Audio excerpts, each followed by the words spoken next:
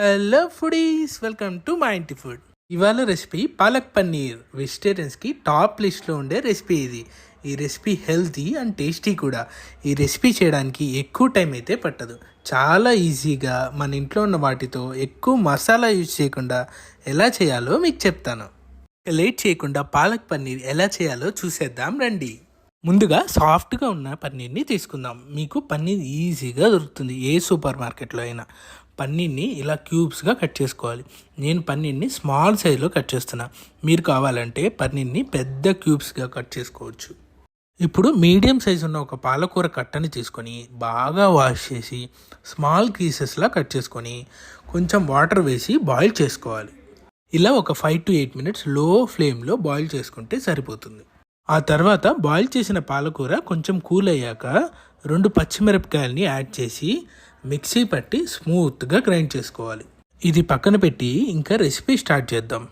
Pan పెట్టుకొని అందులో 3 tablespoons spoons oil వేసుకుందాం. ఆయిల్ హీట్ అయ్యాక 3 ఎండుమిర్చి వేసుకుందాం. ఇప్పుడు 1 tablespoon స్పూన్ జీరాని వేసుకుందాం. ఇప్పుడు సన్నగా కట్ చేసుకున్న ఒక మీడియం సైజ్ ఆనియన్ని యాడ్ చేసుకుందాం. ఆనియన్ని ఇలా చిన్నగానే కట్ చేసుకోవాలి, లేకుంటే గ్రేవీ మంచి టేస్ట్ ఇవ్వదు. ఆనియన్స్ అయితే బాగా ఫ్రై అవ్వాలి. దీనికి కొంచెం టైం అయితే పడుతుంది, బట్ ఇలా చేస్తే చాలా మంచి టేస్ట్ ఉంటుంది. ఈ ఆనియన్స్ని లో ఫ్లేమ్లో మాత్రమే ఫ్రై చేసుకోవాలి, అప్పుడే బాగుంటుంది. ఈ పాలక్ పన్నీర్ని రోటీకి అయినా లేకుంటే వెజ్ బిర్యానీ అలాంటి వాటికి కూడా బెస్ట్ కాంబినేషన్ అనే చెప్పాలి. చాలా సింపుల్ అండ్ ఈజీగా అయ్యే రెసిపీ ఇది.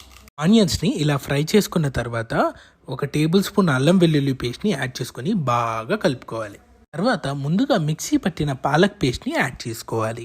పేస్ట్ బాగా కలుపుకొని మూత పెట్టుకోవాలి. ఇలా లో ఫ్లేమ్లో ఒక 5 minutes పెట్టాలి.